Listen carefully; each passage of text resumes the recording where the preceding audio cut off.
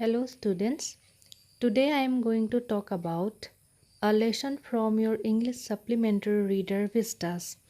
The title of the lesson is The Enemy and it's written by Pearl S. Buck. ছাত্ৰ-ছাত্ৰীসকল এজন মানুহক আমি কেতিয়া আমাৰ শত্ৰু বুলি গণ্য কৰোঁ? শত্ৰু হ'বলৈ নিশ্চয় মানুহজনে আমাৰ কিবা অনিষ্ট কৰিব লাগিব বা আমাৰ মাজত কিবা কাৰণত বিৰূপ মনোভাৱৰ সৃষ্টি হ'ব লাগিব। An unknown person or a stranger cannot be our enemy. কিন্তু যুদ্ধৰ সময়ত স্বদেশৰ প্ৰতি প্ৰেম বা শ্ৰদ্ধা প্ৰদৰ্শন কৰিবলৈ যাওঁতে আমি অজানিতেই বিপক্ষৰ দেশৰ অচিনাকি সৈনিকজনক বা সাধাৰণ লোকজনক আমাৰ শত্ৰু হিচাপে গ্ৰহণ কৰি লওঁ। আমাৰ আজিৰ কাহিনীটোত আমি এনে দুজন ব্যক্তিৰ কথা পাম যে যুদ্ধৰ পৰিপ্ৰেক্ষিতত অচিনাকি হৈও শত্ৰু হ'বলৈ বাধ্য। কিন্তু এই শত্ৰুতাক নেওচি তেওঁলোকে মানৱতাবাদৰ সাৰ্বজনীন অনুভূতি যে সবাতোকৈ ঊৰ্ধত সেই কথা প্ৰমাণ কৰি দেখুৱাইছে। So, the title of the story is ironically significant. Before going to the story, let's learn a bit about the author. Pearl S. Buck, who was born in 1892 and died in 1973, was an eminent American writer who was the winner of prestigious Pulitzer Prize in 1932 and a Nobel Prize in Literature in 1938. অৰ্থাৎ Perl S বাক Pulitzer বঁটাৰ লগতে সাহিত্যৰ Nobel বঁটা বিজয়ী এগৰাকী American সাহিত্যিক আছিল। She was the author of more than 70 published books, including almost all the genres of literature. All the genre means short stories, novels, dramas, children's literature, biographies, and her autobiography, translations from Chinese, etc. তাৰমানে সাহিত্যৰ প্ৰায় সকলো ভাগতেই তেওঁৰ হাত আছিল। Buck spent most of her first 40 years of life in China, as her parents had been missionaries working there. As a result, Buck depicts the Oriental world and tradition in perfect detail. One of her significant novels, The Good Art, as well as the story The Enemy are the classic examples. Pearl S বাকৰ পিতৃ মাতৃ চীন দেশত কৰ্মৰত American missionary আছিল। সেয়েহে জীৱনৰ আগছোৱা তেওঁ চীন দেশতেই প্ৰায়খিনি সময় কটাইছিল। সেয়েহে তেওঁৰ লেখাত প্ৰাচ্যৰ অৰ্থাৎ আমাৰ পূবৰ দেশসমূহৰ জীৱন আৰু পৰম্পৰাৰ নিখুঁত চিত্ৰণ দেখা পোৱা যায়।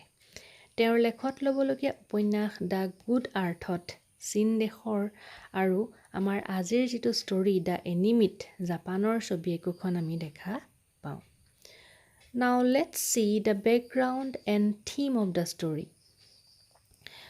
The story is set in Japan during the Second World War. It depicts a perplex relationship between two individuals belonging to two enemy countries that are at war. America and Japan were against each other during the Second World War. আমাৰ আজিৰ কাহিনীৰ পটভূমি হৈছে দ্বিতীয় বিশ্বযুদ্ধৰ সময়ৰ জাপানৰ সাগৰৰ পাৰৰ এটুকুৰা ঠাই। দ্বিতীয় বিশ্বযুদ্ধত জাপান আমেৰিকাৰ বিপক্ষে আছিল আৰু যুদ্ধৰ মাজতে দুয়োখন দেশৰ দুজন ব্যক্তিৰ মাজত যি জটিল এক সম্পৰ্কৰ সৃষ্টি হৈছিল সেয়াই কাহিনীৰ মূল বিষয়।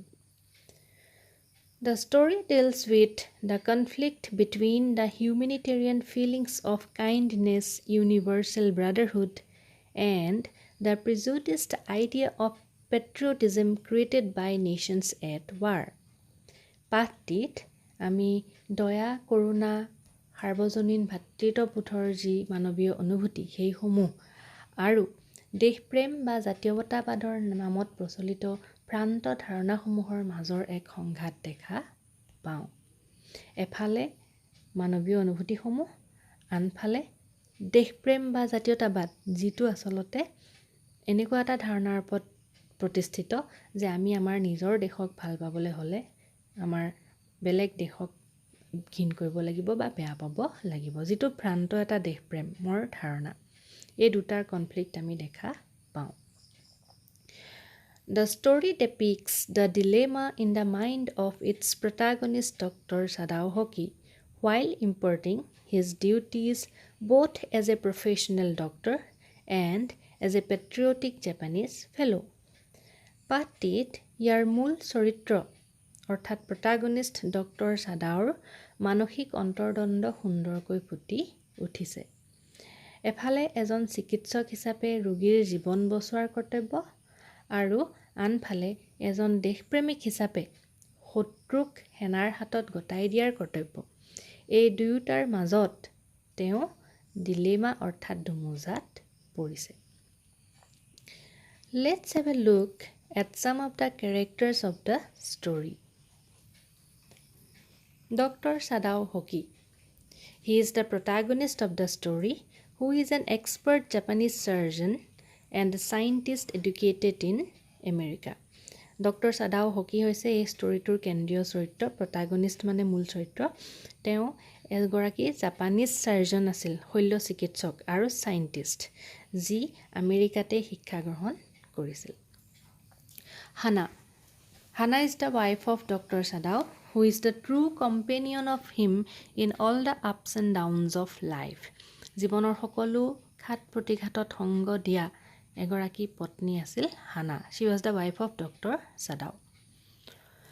The father of Dr. Sadao, a Japanese patriot who believes in racial purity and traditional values, but his son's education is his main concern.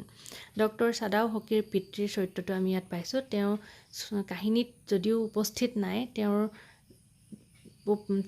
ছাদাৰ ওপৰত তেওঁৰ প্ৰভাৱ কিন্তু আমি গোটা কাহিনীৰ আদিৰ পৰা অন্তলৈকে দেখা পাওঁ। Tom, the American prisoner of war who runs away from prison and is found unconscious by Dr. Sadao at his doorstep. এই যে আমি দুজন শত্ৰুৰ কথা কৈছিলোঁ, সেই তাৰে এজন হ'ল Tom, an American prisoner of war. আমেৰিকাৰ এজন সৈন্য যিজন কি হৈছিল, যুদ্ধত জাপানৰ হাতত বন্দী হৈছিল আৰু তেওঁ প্ৰিজনৰ পৰা, বন্দীশালৰ পৰা কেনেবাকৈ পলাই আহিছিল। তেওঁৰ গাত গুলি লাগিছিল আৰু তেওঁক ডক্টৰ ছাদাৱে নিজৰ ঘৰৰ কাষত আনকনচিয়াছ অৱস্থাত উদ্ধাৰ কৰিছিল। The general is a sick man in the Japanese army who suffers from a certain condition that can be treated only by Dr. Sadao. আৰ্মিৰ এজন জেনেৰেলৰ কথা আমি ইয়াত পাম, যিজন সাধাৰণতে অসুখত পৰি থাকে আৰু তেওঁৰ চিকিৎসা কৰিব কেৱল ডক্টৰ ছাদাওৱেহে পাৰিছিল। আৰু সেই জেনেৰেলজনৰ বিষয়ে আমি ষ্টৰিটোত পাইছোঁ। And other minor characters such as Yumi the maidservant, the old gardener, the cook, the messenger, etc. এইখিনি চৰিত্ৰ আমি কাহিনীটোত পাম, যিবিলাক মাইনৰ কেৰেক্টাৰ্ছ হয়। So now we will have a quick summary of the story. The Enemy is a wonderful account of Dr. Sadao, an established Japanese surgeon and scientist who falls into an awkward situation as he saves the life of Tom, an American prisoner of war, whom he finds in a dying state, operates on him immediately, and shelters him at his house for a few days. কাহিনীটো হৈছে doctor ছাদাও আৰু টমৰ মাজৰ। Doctor ছাদাৱে এদিন, তেওঁ এজন Japanese surgeon আৰু scientist আছিল, সেইটো আমি ইতিমধ্যে গম পাইছোঁ। তেওঁ এদিন তেওঁৰ ঘৰৰ সন্মুখত টম নামৰ এজন যুদ্ধবন্দীক, যি পলাই আহিছিল, তেওঁক ডাইং ষ্টেটত, মৃতপ্ৰায় অৱস্থাত উদ্ধাৰ কৰিছিল। ঘৰলৈ লৈ আহি তেওঁ কি কৰিছিল, অপাৰেটছ অন হিম ইমিডিয়েটলি, খৰতকীয়াকৈ পত্নী হানাৰ সহায়ত তেওঁ অপাৰেশ্যন কৰিছিল। And shelters him at his house for a few days, আৰু সেই সৈনিকজনক, পলৰীয়া সৈনিক টমক তেওঁ ঘৰত কিছুদিনৰ কাৰণে আশ্ৰয় দিছিল। As a true Japanese patriot, Sadao is reluctant to do so, and his entire household is against it. যিহেতু ডক্টৰ ছাদাও পেট্ৰিয়ট আছিল, তেওঁ দেশপ্ৰেমিক আছিল, তেওঁ আমেৰিকান চলজাৰজনক, শত্ৰু সৈন্যজনক নিজৰ ঘৰত ৰাখিবলৈ ইচ্ছুক নাছিল। He was reluctant to do so'.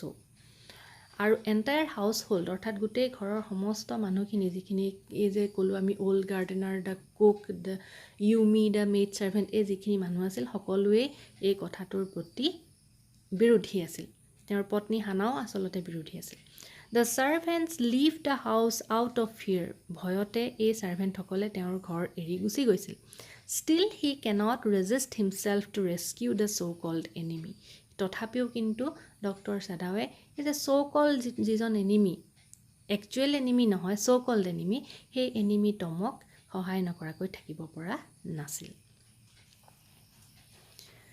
Only his wife, Hannah, stands by him, but that too is not out of compassion for the white man.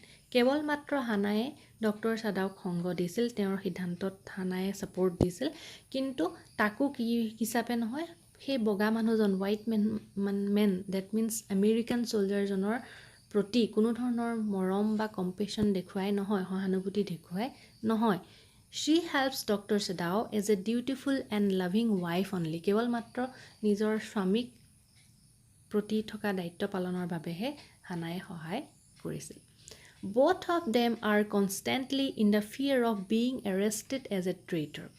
হানা আৰু তেওঁৰ স্বামী ডক্টৰ ছাদাও দুয়োজনে অনবৰতে কি খাই আছিল ভয় খাই আছিল দেশদ্ৰোহী হিচাপে ট্ৰেইটৰ হিচাপে কেনেবাকৈ এৰেষ্ট হৈ যাম বুলি তেওঁলোকে ভয় খাই আছিল Sadao confesses to the military general about the enemy soldier. The general promises to send his private assassins to Sadao's house to kill the white men and remove the dead body.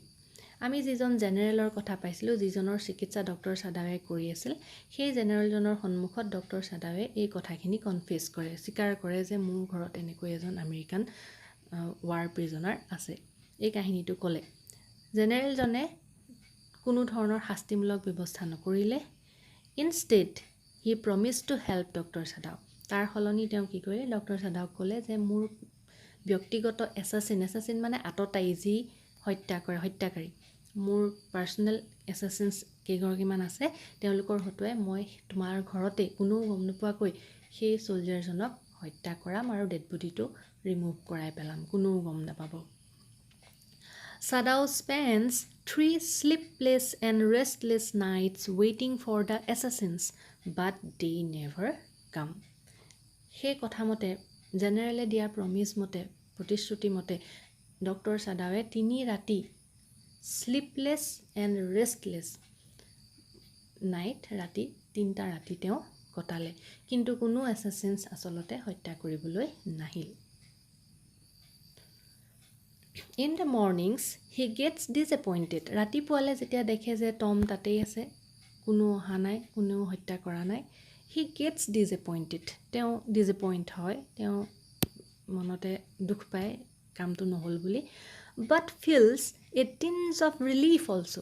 কিন্তু একেটা সময়তে তেওঁ এক সকাহ পায় সামান্য পৰিমাণে তেওঁ অন্তৰত এটা সকাহ পায় তেওঁ অলপ মুকলি উশাহ এটা লয় যে ৰক্ষা তেওঁ এনেকুৱা ভাৱ এটা তেওঁৰ মনলৈ আহে that explains the humanitarian and kind nature of Dr. Sadao এই যে সকাহটো পায় ৰিলিফ অকমান পায় সেইটোৱে কি এক্সপ্লেইন কৰিছে ডক্টৰ ছাদাওৰ মানৱতাবাদী গুণ আৰু তেওঁৰ দয়ালু স্বভাৱৰ কথা প্ৰকাশ কৰিছে After undergoing a tremendous whirlwind in his mind and passing through a phase of insecurity and danger, finally he gets rid of the white man on his own accord.